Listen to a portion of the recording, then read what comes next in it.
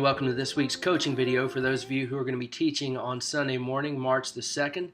This is a video designed to help you get acquainted with the lesson you're going to be teaching and to get some tips along the way. So grab a pen or a pencil, grab your teaching transcript. We're going to move through it together and you can take some notes along the way that just might be helpful as you teach this upcoming Sunday, all right? This particular video is for those of you who are going to be teaching adults or students on campus on Sunday morning at Dayspring. So let's look at the lesson together. You've got it in front of you. You'll notice you're starting a new series of teachings this week that go along with the sermon series that we're going to be doing called Possessed. And there's a little bit of a description on your lesson overview as to what that means and what that's about. So just grab that and read it, and you can kind of get an overview as to what Possessed is all about, all right? But we're starting off talking about what it means to be the possession of God in the sense that we belong to Him. You know, this is what the Bible tells us, that we now belong to God, which from our perspective is not a negative thing. That's a good thing. In fact, it's a sigh of relief kind of a thing. So we belong to God, and this intro lesson really talks about the fact that our very lives belong to God. Along the way, we'll get into some specifics of some parts of our lives, what it looks like when those things belong and are the possession of God. But what about the whole of our lives? That's what this lesson is all about. All right, so grab your transcript and look at something here on page 2. This is where you start teaching the lesson. There's an introduction there that pulls a quote from Dietrich Bonhoeffer. And if you're not familiar with who Bonhoeffer was, maybe you can Google him real quick or check him out on Wikipedia. But Bonhoeffer, a very well-respected Christian from days gone by, coined this phrase, and you see it there in the middle of page 2. He said, when Christ calls a man, he bids him come and die. That's what the call of Christ is to us, to come and to die. This lesson is all about that. That's kind of a theme that has surfaced in recent days in our small group lessons, the whole idea of living our lives as a sacrifice and what it means. I know recently we had a lesson where you taught about we may sacrifice our actual lives or our potential lives. This is what it means to be a sacrifice. Well, this lesson is going to delve into that even a little further as we study Romans chapter 12, verse 1. So flip on over to page 3 on your transcript. Now, there's a great teaching tip at the top of this page about teaching familiar verses and familiar passages. And this is one of those familiar verses where the Apostle Paul says, therefore I urge you to offer your bodies as a living sacrifice, that this is holy and pleasing to God. It's an acceptable act of worship. That verse is going to be very familiar to some of your folks. It's going to be familiar to you. And sometimes that can be a detriment because we don't approach it with fresh eyes. And when I talk about approaching something with fresh eyes, I don't necessarily mean that we see something there that we've never seen before. Sometimes we want to approach Scripture like that and kind of look for a new angle or a new way to teach it. That's not necessarily what I'm talking about. I'm talking about the fact that this truth sometimes gets mundane and routine with us because we've heard it so much. So as part of your preparation as a teacher, what I would encourage you to do is to ask God, as you study this week, as you prepare, as you think through things, I would encourage you to ask God to help you to have fresh eyes as you approach the Scripture, meaning that it will come alive to you in a fresh way. Now that might mean that you see things about this passage that you've never seen before. That's part of it becoming alive to us in ways that it needs to. But really, I'm just talking about it coming alive in a fresh way, as if you'd never heard it before. So ask God to do that for you, and ask God to do that for your group members, because again, it's a familiar passage. And the second you read it, there are going to be some who think they know everything to know about this verse, or who think they don't necessarily need to hear it taught, but we do, because this is really critical, that we offer our lives as a living sacrifice. Now, this lesson has 2 points to it, okay? It's a 2-point outline. And here it is, the first one on page 3. It says, living sacrifices are supposed to be sacrifices. Now, that sounds kind of, duh, I know that, but think about this. When the Bible says that we're to live our lives as a living sacrifice, part of that means that we are a sacrifice, that's how we are to present ourselves, as a sacrifice. Now, there's a great illustration on the bottom of page 3 that really helps us understand, I think, this whole idea of sacrifice. From our own American heritage of baseball, Think about the way that the word sacrifice is used there. Sometimes you hear someone talk about a sacrifice fly or a sacrifice bunt, which means the batter, in case you're not familiar with baseball, there comes an instance where a batter will intentionally hit the ball in such a way that they know they're going to be out. They're either going to, as a pop fly, somebody's going to catch it and they're going to be out, or they're going to lay down a bunt, which means they just kind of trickle it along the first or third base line and they end up getting thrown out at first base. You say, well, why would someone hit the ball in such a way that they're going to make an out and get out? The sacrifice fly or the sacrifice bunt, you do that because it's going to advance a runner from your team who's already on base, sometimes helping them score. So the sacrifice fly or the sacrifice bunt is when somebody hits it to advance somebody else, even though you're going to get out. Now, what a great name to call those two plays, a sacrifice, because that's exactly what a sacrifice is. Flip on over on page 4 on your handout. Look at the very top line there. After you've gone through this illustration about baseball, look at what it says on the top of page 4. It says this scenario, baseball, pretty well illustrates the nature of a sacrifice, because when you sacrifice something, you give it up with no expectation of receiving it back, but you give it up for a greater purpose. I mean, the guy who does the sacrifice bunt or the sacrifice fly, they have no expectation of getting to go back and hit the ball again so that now they can get on. They've given that up, but they did it for a greater purpose, to advance another player around the bases so that they can score, so that they can win the game. This is a great illustration that helps us wrap our minds around what a sacrifice is. And here's the whole point of this first point of the lesson, that when the Bible says that we're to live our lives as a living sacrifice, let's not forget that that means that we are a sacrifice, that we are giving up something potentially for a greater cause. What we are giving up. So you say, okay, so what are we sacrificing? Well, the whole point of this, when we're talking about a sacrifice means that something has to die. That's a key point that you're going to make, and that's spelled out in your transcript there on page 4. But part of a sacrifice means that something has to die. I mean, by definition, that's what a sacrifice is. It's something that is laid down and it dies for another purpose. If we're going to be a living sacrifice, as Romans 12:1 instructs us, something has to die. So the question is, what is it that has to die? And here's the answer. What has to die is our self, our selfishness, our right to our own lives.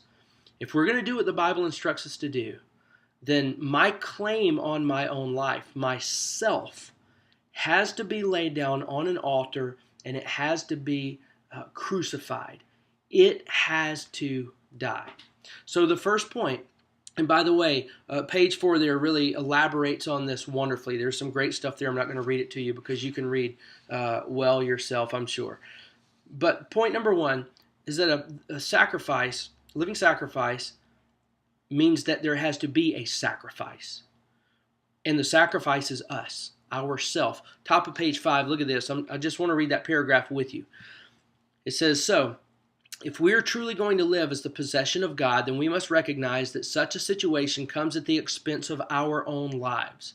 When we give ourselves to God, we crucify all that could be in our lives if we had gone our own way with it. The words we would want to use, the images we would want to watch, the resources we would like to consume, the energy we would like to exhaust. Every part of us presented to God as a sacrifice. Like an animal that was placed on an altar and killed, we do the same with our lives. So, to be a living sacrifice, what does that mean? Well, as point number 1 in your lesson explains, living sacrifices are supposed to be sacrifices. There has to be a death, okay? And that death is our claim to our own self, what we would want with our own lives. Now, here's point number 2. And by the way, that whole point that I just explained, I mean, I just taught it to you kind of like, oh yeah, we die to ourselves. Think about what an incredibly radical idea that is. So again, don't teach it just kind of as ho-hum, oh yeah, we know we're supposed to die to ourselves. That's a big statement. That the claim that I would have on my own life, the way that I want to live my own life, that I'm casting that aside and laying no claim on that anymore, Folks, that's a big thing, and we ought to be able to teach that in a fresh way because that never gets old. So, number one, a living sacrifice is supposed to be a sacrifice. It means a dead thing.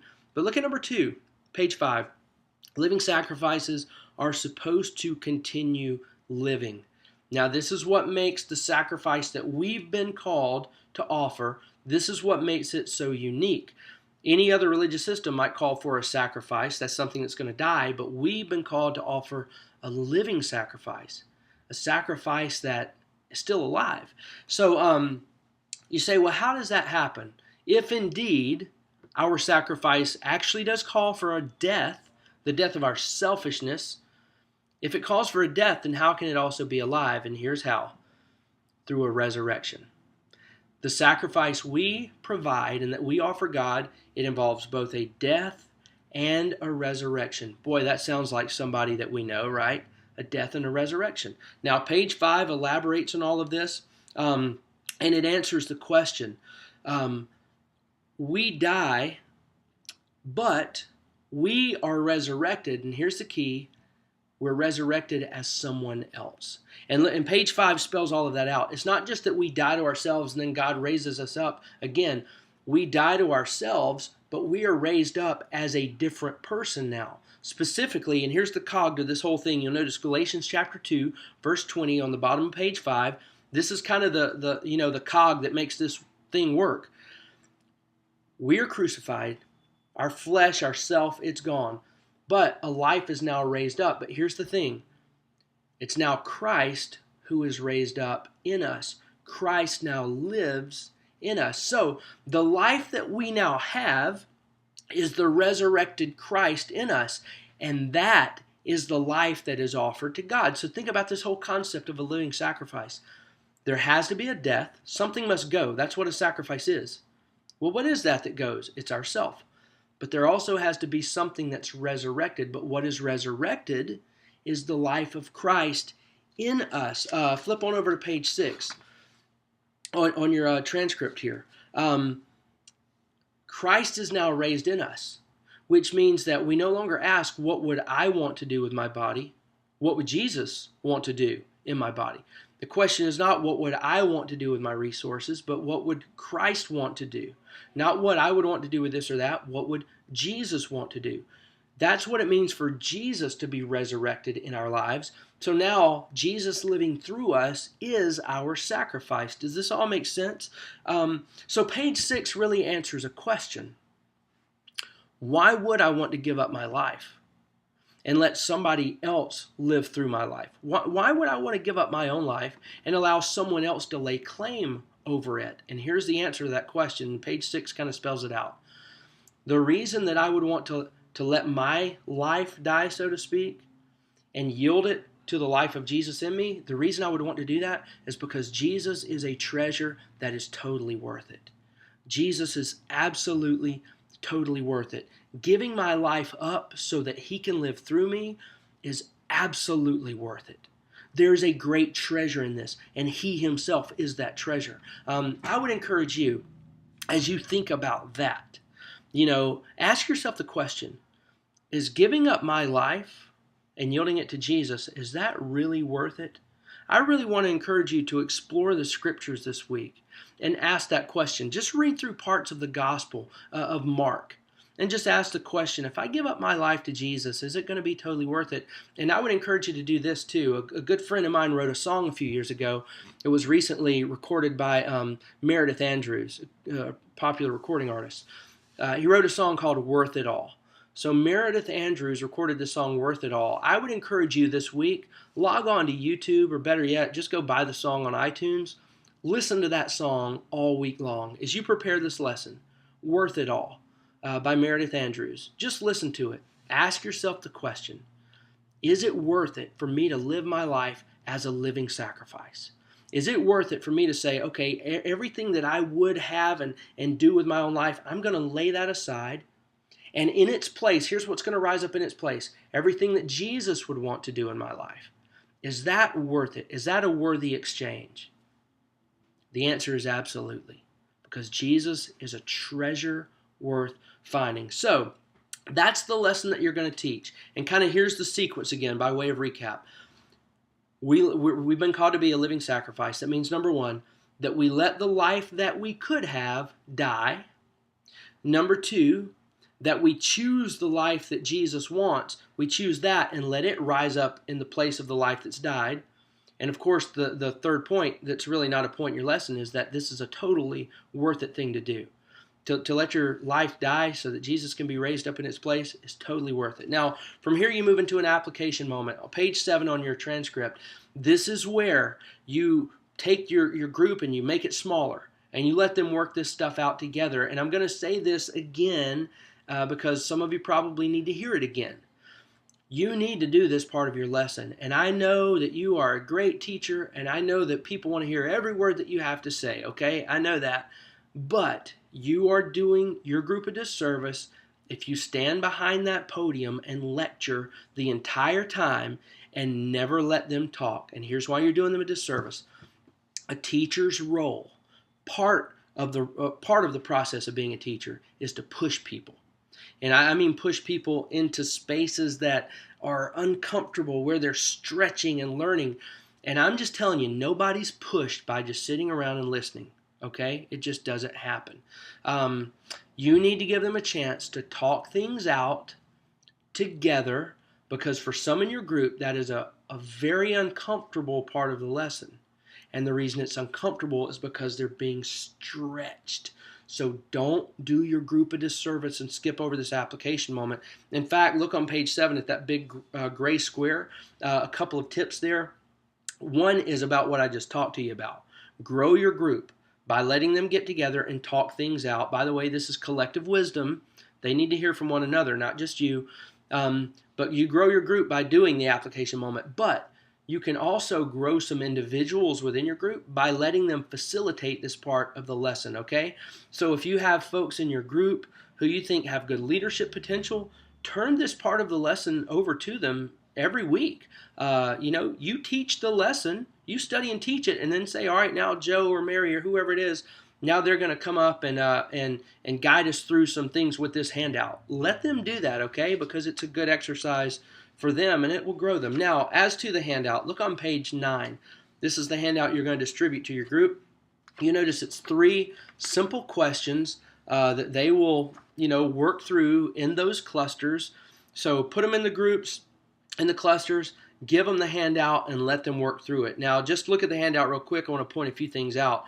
Number 1, look at this one. It says, 2 weeks ago we were given the following verse as a memory verse. It's John 15:13. You've got it memorized by now. Greater love is no one than this, that he laid down his life for his friends. Now look at the question. Talk about this verse through the lens of today's lesson. How does living as a living sacrifice affect my friends? Now that's a pretty interesting question. If I am laying down the rights to my life and now I'm doing the things that Jesus would want me to do and the things that Jesus would do if in fact he were me, how would that affect my friends? Man, think about that. That's a great question. How would my friends' lives be different if I were only doing the kind of things that Jesus would do? That's a great question. And here's another angle of that question that you might throw out there, something to think about. If I'm not willing to lay down myself for my friends, can I really say that I'm their friend? That's just something to think about, all right? Number 2 on your handout, that one's kind of self-explanatory. Just let them work through it. Just release them to do this one on their own. And this may be a great one at the end of your lesson after they're done with the group handout. This may be a great one to get everybody back together and say, all right, well, let me hear what you said on discussion point number 2 on that handout, and just listen to the various answers that people provide, because you're going to hear, again, some collective wisdom here, and you may hear some answers that you never would have thought of, and some others may hear some answers they never would have thought of. And then finally, on number 3, on that handout, look at that. This is a fill in the blank that they are going to do that basically says, fill in these blanks. In light of everything that you've learned and discussed today. Here's the blanks. To live my life as a living sacrifice, blank needs to die or disappear, and blank needs to live or show up. And look, some in your group are going to give the good old Sunday school answer. They're going to fill that answer in with me and Jesus. That in order to be a living sacrifice, I need to die and Jesus needs to live. And while that's the good answer and the right answer, shooting for something more specific than that, all right? So really encourage them to get specific in that. I mean, if I'm going to live as a living sacrifice, then, gossip needs to disappear from my life. And encouraging talk needs to show up. If I'm going to be a living sacrifice, you may have people put some pretty blunt things in there. Pay channels need to disappear in my home. And family devotions need to show up. So do you see what I'm saying here? Try and get really specific with your group here. So that might be the question that after this, cluster time, when you get everybody back together, this might be one that you say, hey, let's hear some answers there. What did you guys say at that point? Because this is the practical part of the lesson. We can read about Romans chapter 12, verse 1, and we can talk about the history of sacrifices and the Jewish people and what it looked like in the Roman Empire. We can do all of that. But if people don't walk away saying, hey, here's some things in my life that need to disappear, and here's some things in my life that need to show up, if we don't bring them to that point, then we have failed to teach the lesson, because it means they haven't applied it. All right, so that's a great handout that I think that your group's going to work through and come to some practical points, but help them in that, all right? After they've done that, of course, you'll just conclude the lesson. You've got that on page 8 in your teaching transcript. And again, I want to encourage you, look at the teaching tip there on page 8, because it talks to you about finishing on purpose. And part of that is showing them the back of that handout that you have every Sunday, because it's got stuff for further study for the next week and then some recap from this week. It also highlights the memory verse. And again, you may want to point out to your group that we're now formatting the memory verse for smartphones, that when you turn on your phone, is my phone ever going to turn on? Yeah, got all these notices, but normally I turn on my phone and the lock screen, I've got it set to where my weekly memory verse is right there, which this week, 1 John chapter 5, verse 14, about the confidence that we have in approaching God, the verse that you're memorizing. But point that out to your group. We've got smartphones, tablets, computer wallpapers, all of that set up. You can find it on the Facebook page, Twitter feed, or the homepage of the website. But finish on purpose by pointing people to the back of that handout where they can press this further all week long, reading the Bible verses throughout the week, memorizing the scripture, all with the intent of bringing back to mind what we're hearing on Sunday, which is the part of me that wants to live out the way I want to live this life for my own selfish purposes, that needs to die. But what needs to live in its place is Christ and what He would want. This is what we want to be working through all week long. So point people to the back of the handout and leave them with that, okay? Hey, thanks for logging in. Thanks for listening. I hope this has been helpful to you. Hope you have a great lesson Sunday, and I can't wait to see you then as we kick off this new series called Possessed. I believe